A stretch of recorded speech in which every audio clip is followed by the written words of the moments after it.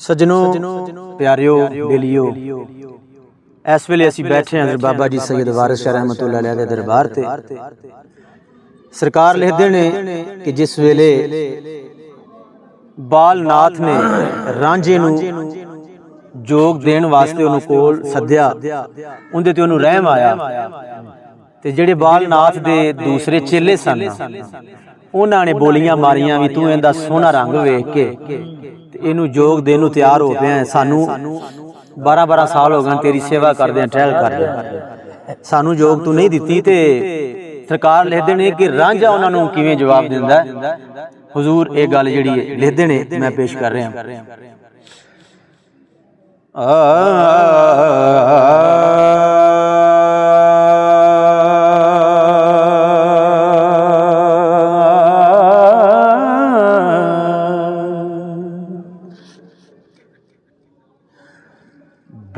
बालनाथ जिया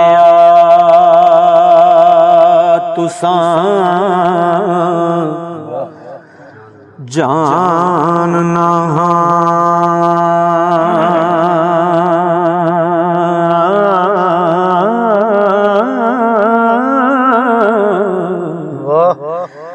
जेड़ा होया हाँ तुसां दा खास पाई,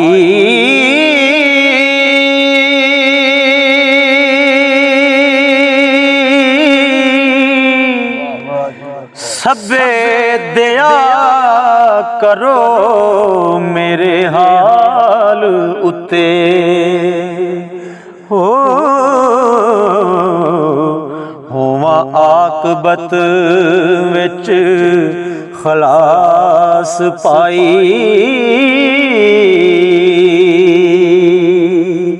सबे दया करो मेरे हाल उत्ते होवा आकबत विच खलास पाई।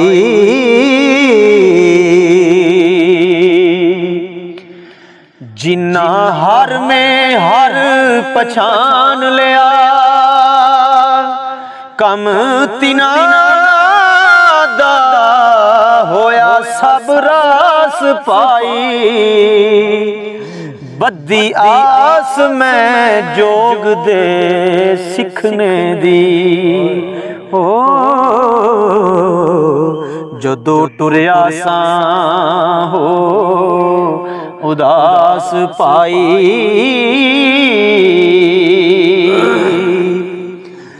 तुसां नाल मेरा कोई जोर नाई,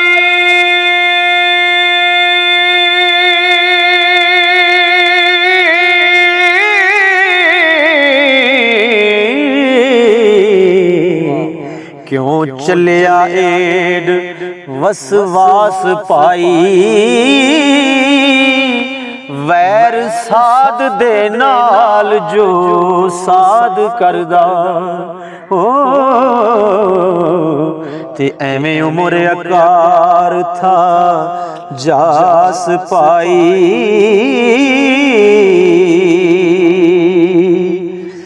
अर्श रब दा दिल आशिकां दा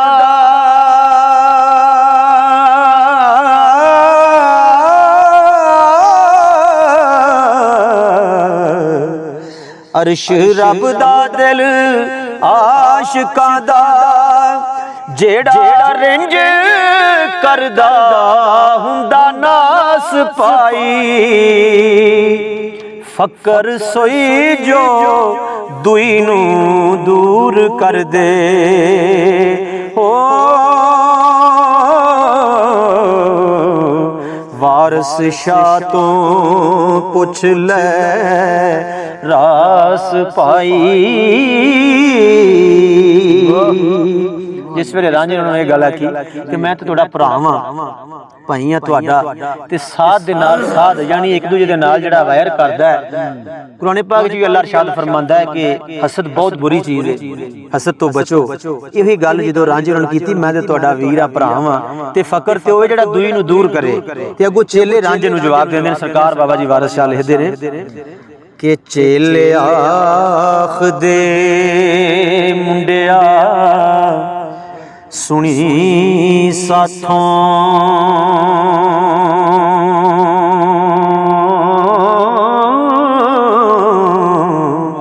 असी सच दी बात सुनावने हां। 12 बरस होए सानू टहल कर दे हो,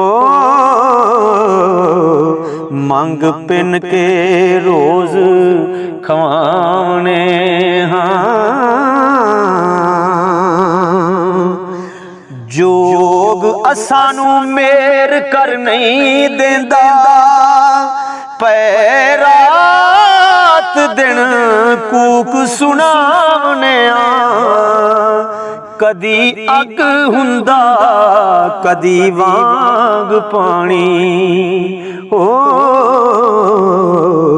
कुछ इस दा अंत ना पावने हाँ। ते लैनत चरना लैनत चरना मनता पैर धो के,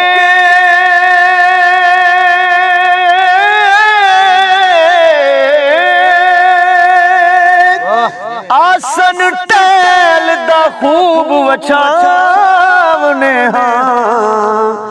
माता गंग तो जल लिया के ते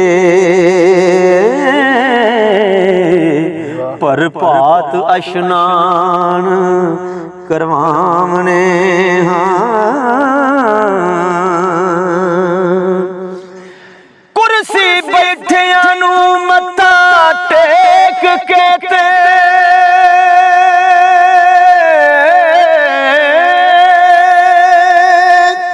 नाल सिदक दे पैर नाल सिदक दे पीर ते आवने हाँ।